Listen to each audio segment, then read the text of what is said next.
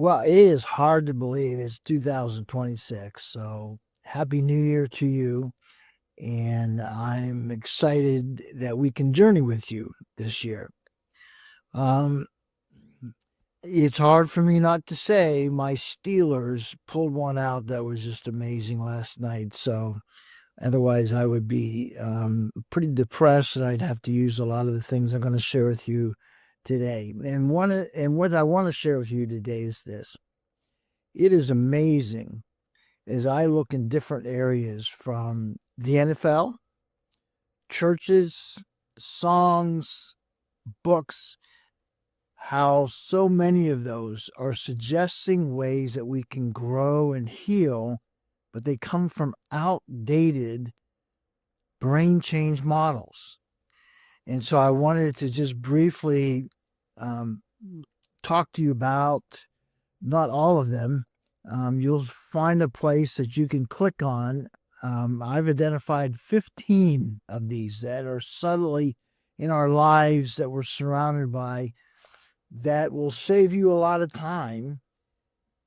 They don't work as powerfully as what we're going to talk about real quickly: memory reconsolidation and corrective relational experiences. And you'll have another place that you can click along those lines that you can see them. And our brains are relational. God created our brains that way. And God is full of grace. And so he designed in our brains what we call neurological grace. And that's what the neuroscientists discovered at the turn of the century. And then they called it memory reconsolidation.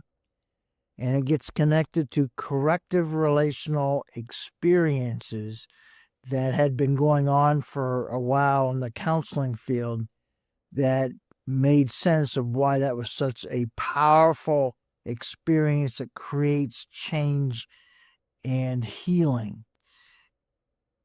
In a very brief way, when we experience, say, a past negative experience, like at times when I'm in a situation talking to someone and I start feeling shame, I'm recalling some relational experiences, not only in growing up with family, but even, within the last couple of months. And so I am present with that.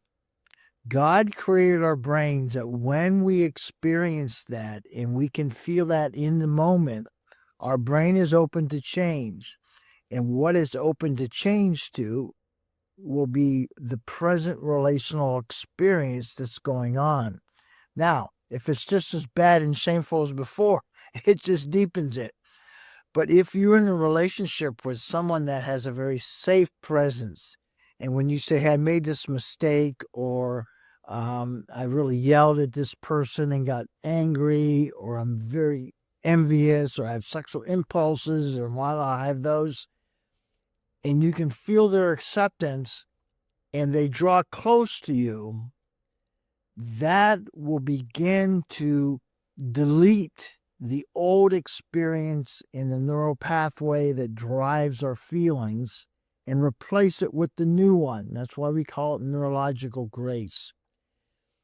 If you are experiencing whatever it is you're experiencing, anxiety, depression, shame, guilt, putting yourself in a relational experience with a safe person where you can talk about that, feel it, and you feel something different from them is the most powerful way that you can change those feelings.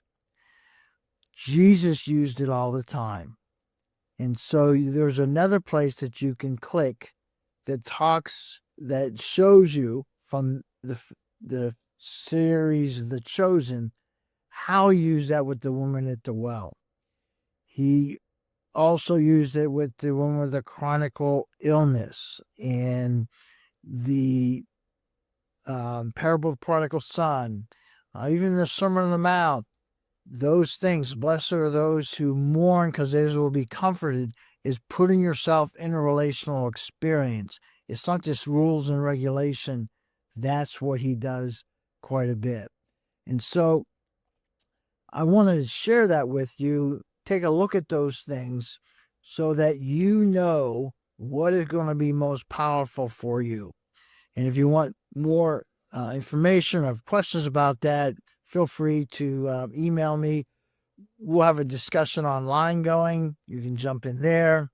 And then also, January 20th, what's coming up is a workshop that I'm doing about what everyone wants in a friend in ways that you can be a powerful friend that will help people grow and heal. So, anyways, have a great day. I am, because my Steelers won.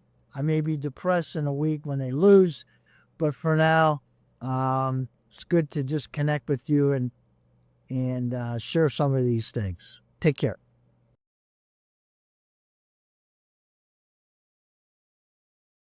Listening is about holding space.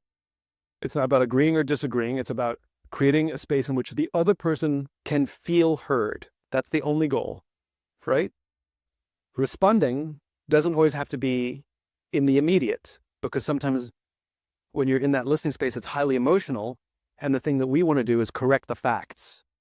Please don't do that, right? So I'll give you two examples. One is a personal one, one's a professional one.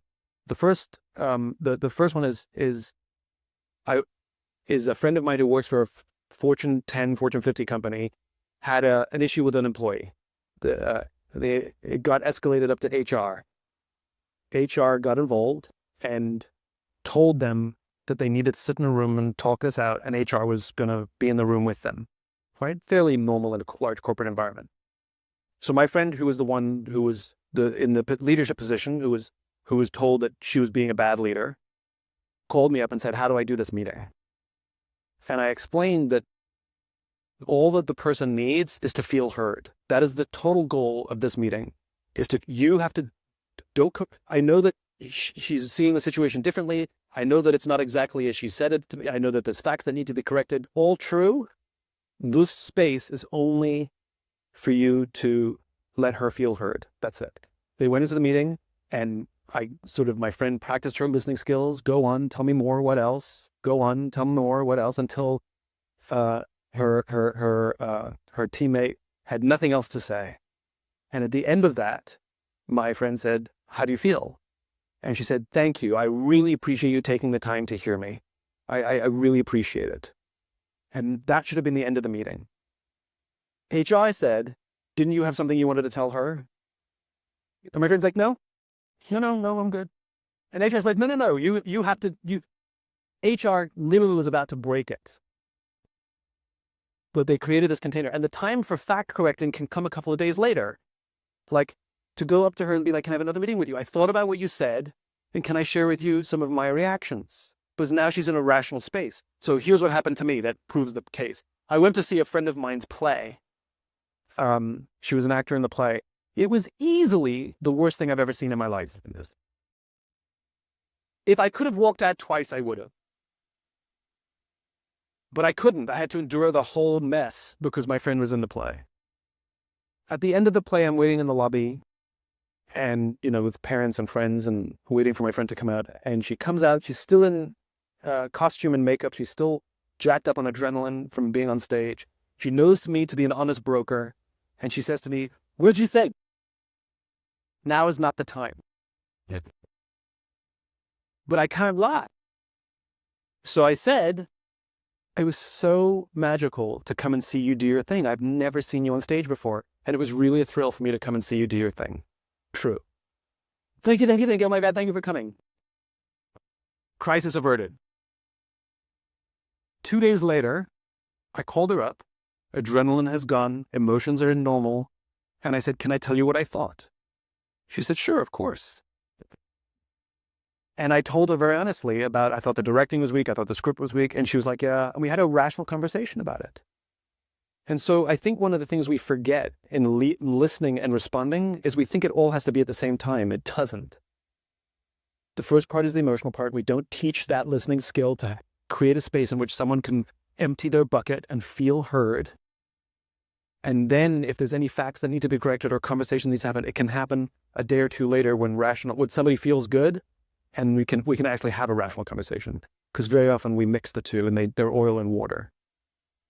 So I think we need to teach the skills. I mean, these are all skills. I did not have them in the past, and I'm still working on them now, but I'm better than I used to be because I learned the skills. They're practicable, learnable, teachable skills.